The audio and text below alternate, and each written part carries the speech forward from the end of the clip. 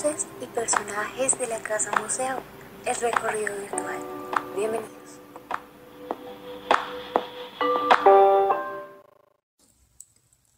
Hola a todos, les damos una calurosa bienvenida a esta nueva serie de podcast que la Casa Museo Antonio Nariño ha creado para todos ustedes.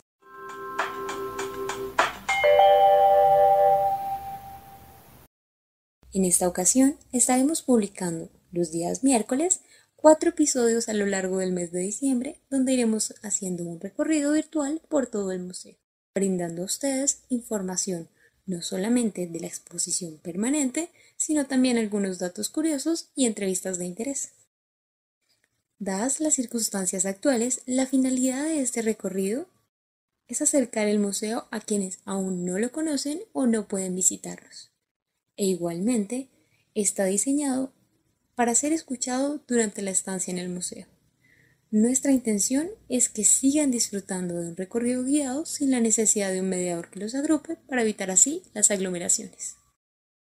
A partir del próximo año esperamos tener la disponibilidad de códigos QR para que al ingresar a la sala de tu interés puedas escanear el código que te lleve justamente al audio donde se hablará de ese espacio en particular. Para que no te pierdas ninguna de estas novedades, no olvides seguirnos en todas nuestras redes sociales. En Facebook y en YouTube estamos como Antonio Nariño y en Instagram, Twitter y SoundCloud estamos como Casa Museo Antonio Nariño. Antes de comenzar, si estás en la Casa Museo, recuerda siempre usar tu tapabocas en todo momento. Te pedimos que por favor no te lo retires ni siquiera para tomarte fotos. Aplicarte gel antibacterial o lavar tus manos al ingresar y regularmente durante tu recorrido por el museo. Evita tocar paredes, puertas y barandas. No olvides que no puedes tocar ningún elemento de la exposición permanente, por tu seguridad y la de los objetos. Conserva la distancia y espera a que los aforos de la sala estén disponibles antes de ingresar a ellas. Cualquier duda que tengas, todos estamos dispuestos a ayudarte. Pregúntanos. Y finalmente, y lo más importante, esperamos que disfrutes tu recorrido.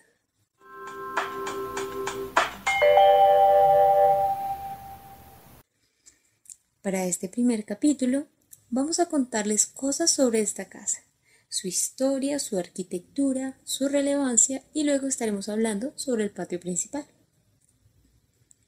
Así que para empezar, recordemos que la Casa Museo Antonio Nariño, Museo del Ministerio de Cultura, promueve la memoria histórica de Colombia, la vida de Antonio Nariño y su obra principal al ser el primer americano en traducir y divulgar los derechos del hombre y del ciudadano en el siglo XVIII. Su relevancia radica en que Nariño murió aquí, un 13 de diciembre de 1823 a sus 58 años de vida, y se presume que aquí fue el lugar en donde pasó sus últimos días de vida. Ahora bien, para conocer más sobre este episodio, Juan David Meléndez, director de la Casa Museo, nos cuenta algo más al respecto.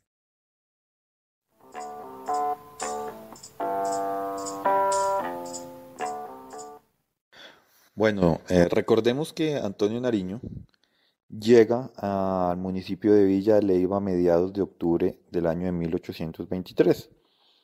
Eh, Ese mismo año, pues como sabemos, termina falleciendo, presumiblemente en esta casa donde está ubicado el Museo Antonio Nariño, para el 13 de diciembre. Es decir, Nariño pasa cerca de 2 meses aquí en Villa de Leyva, pero su plan inicial era llegar a Sogamoso. ¿Por qué? Porque a él le habían recomendado que el clima, la altura de Sogamoso podría favorecerle un poco a sus dolencias pulmonares. Recordemos pues que él estaba bastante enfermo, tenía una tuberculosis muy avanzada y él ya era consciente pues, de su realidad, de su precario estado de salud y buscó simplemente pues, un lugar para pasar sus últimos días buscando cierta mejoría y tratando de reducir un poco esa agonía. Inicialmente, pues el plan de él era ese. Recordemos que él toma ruta por Pacho, Cundinamarca, pasa una noche en Ráquira y llega aquí a Villa de Leyva y toma en alquiler, como les digo, esta casa y mm, recibe la visita de ciertos amigos, de ciertos conocidos que se enteran que él está por esta región. Y finalmente pues pasa unos días, mm, pues dejando de lado ese sufrimiento y esa agonía, unos días a menos, donde logra despedirse de algunos conocidos, logra, digamos así, saldar sus deudas espirituales en un lugar tan apacible como lo es Villa de Leyva, pero pues él también seguía como con esa idea. Hay un documento pues que reposa en nuestra reserva, en donde él a su amigo Manuel María Quijano le informa que pues sus planes de ir a Sogamoso, pero pues desafortunadamente la muerte lo alcanza en este municipio y no logra culminar sus planes. Entonces, su estancia aquí en el municipio de Villa de Leyva, como digo, pues no fue superior a 2 meses. Recibe la visita del cura Buenaventura Sáenz, del médico Juan Gualberto Gutiérrez, hay otro médico que lo visita, un par de amigos abogados. Aquí forja una amistad con la congregación de los agustinos y pues digamos que esa estadía de Nariño, esos últimos días de Nariño en Villa de Leyva, pues son recordados como un episodio memorable de su vida porque em, hay ciertas particularidades. Por ejemplo, encontramos en el relato del médico Juan Gualberto Gutiérrez todo ese diario de esa agonía de Antonio Nariño, los tratamientos médicos que para la época se le aplicaron como paliativos al precursor. Por ejemplo, le daban leche de burra para calmar ciertas molestias. Él venía perdiendo ya su visión. En algunas cartas él relata pues, que su visión es nula. Sigue muy pendiente de su familia, obviamente, de sus hijos, pero él pues finalmente está solo, ¿no? Él viene solo acompañado de un peón en su mula y pues sí recibe algunas visitas. Otro episodio importante de su estadía acá es que el día anterior a su muerte dicen que él sale a despedirse de todos esos conocidos, de todos esos amigos que hizo en Villa de Leyva, sale en su caballo a despedirse y les dice que va a hacer un viaje hacia la eternidad. Y finalmente, pues como les digo, el 13 de diciembre de 1823 a las 4:59 de la tarde fallece. Hay algunos testimonios o algunos documentos que dicen que él pidió que le cantaran los salmos, el cura pues le aplicó los santos óleos y él es enterrado aquí en Villa de Leyva y posteriormente hay una polémica de dónde fueron enterrados sus restos y posterior a eso, muchos años después, también se crea la polémica de cuál fue en realidad la casa donde él murió, pero pues la evidencia documental e historiográfica se acerca muchísimo más a que esta casa en donde está ubicado el Museo Antonio Nariño fue la última morada del precursor.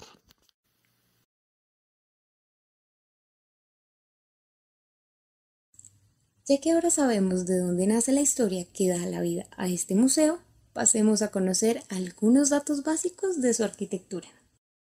Esta edificación conserva las características arquitectónicas de las casas de Villa de Leyva de los siglos XVII y XVIII, construidas siguiendo parámetros de lugares como Extremadura y Andalucía en España. Sin embargo, sus técnicas constructivas se adaptaron al uso de materiales y conocimientos locales. Se utilizaban elementos como la piedra muñeca, el barro y la esterilla.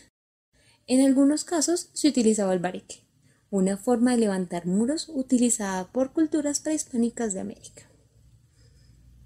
De la casa museo, una de las características más propias es una fachada sencilla, completamente blanca y plana con un balcón de época. Fue una de las primeras construcciones de 2 plantas y balcón a la entrada de Villa de Leyva. En su interior cuenta con un gran patio rodeado por una llamativa arcada de piedra y un jardín hermoso, lo cual es una característica propia de la arquitectura colonial que los españoles tomaron de arquitecturas como la romana. Esta casa museo cuenta con 2 pisos, aunque este sea únicamente un segundo piso frontal, es decir, Solamente hay segundo piso en una porción de la casa y es justamente la que da de cara a la carrera novena. Este tipo de construcción era típico de ciudades consideradas prósperas, pues era característico de casas más amplias y más cómodas. Ahora bien, anteriormente a las restauraciones realizadas a la casa, el piso del segundo nivel era de madera y de barro, característica que no daba seguridad a un espacio pensado para hacer un museo. Y esta no ha sido la única restauración. También se clausuraron puertas y se dividieron espacios, algunas acciones más afortunadas que otras. Si quieres conocer un poco más sobre cómo se consolida esta casa como museo, te recomendamos que escuches el capítulo 6 de nuestra anterior serie de podcast, donde Hernán Saavedra, presidente de la Sociedad Nariñista de Villa de Leyva, nos cuenta esta increíble historia. Ahora, justamente refiriéndonos al balcón, uno de los elementos arquitectónicos más lindos de la casa museo, encontramos el elemento característico y principal del mismo. Una balustrada en tono verde bosque característico de la arquitectura de Villa de Leyva. Pero bueno, ¿qué es una balustrada?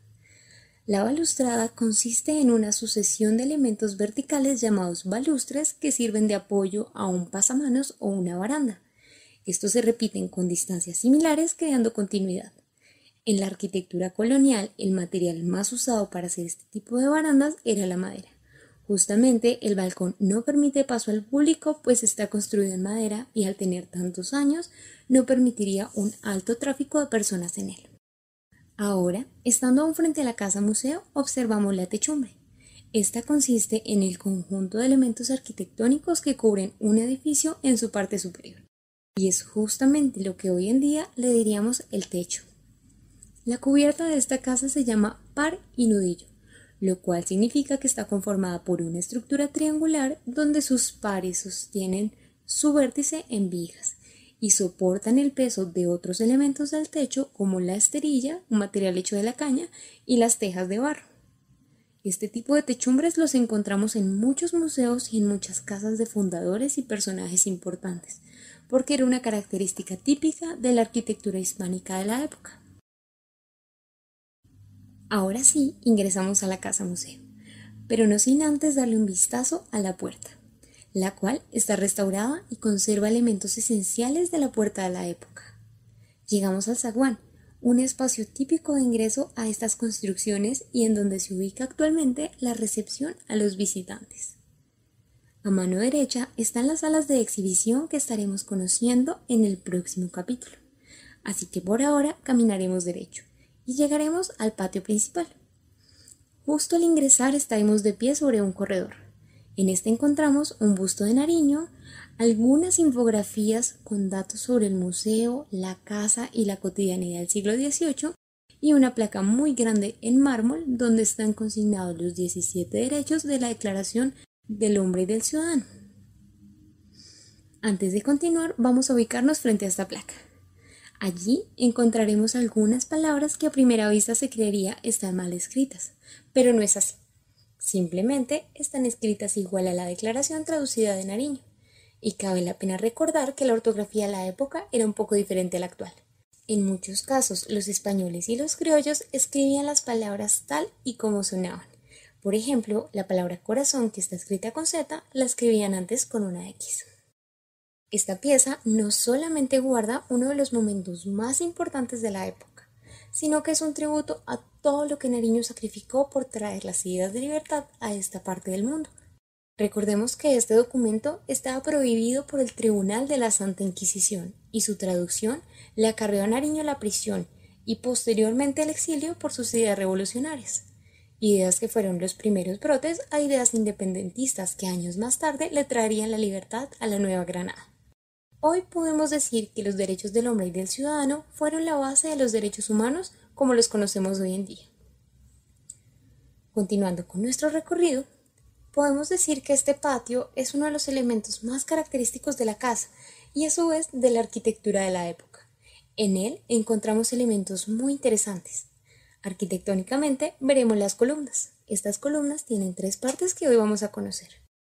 La base, que es donde descansa la columna, es decir, la parte más inferior. El fuste es el cuerpo de la columna y la parte más superior se llama el capitel. En el caso de la casa museo, el capitel es el soporte para los arcos que se encuentran en el patio principal. Estos arcos se utilizaban para sostener estructuralmente la casa. Los arcos de esta casa son rebajados, es decir, están compuestos por un arco de medio punto, y cuando hablamos de medio punto nos referimos a que son la mitad de un círculo. A toda esta serie de arcos que se forman sobre las columnas se le conoce como una arcada. Finalmente, desde el patio podemos observar la entrada principal, que fue por donde ingresamos, la entrada a la segunda sala de exposición, las escaleras, el área administrativa del museo y la puerta para pasar al jardín posterior. Aquí nos quedamos por hoy, pero para despedirnos tenemos un par de datos curiosos que les queremos compartir. Tal y como les contaba al principio, esta casa se consideraba una casa amplia y cómoda en su época. De allí se dice que pertenecía a personas adineradas pese a no estar tan cerca de la plaza principal.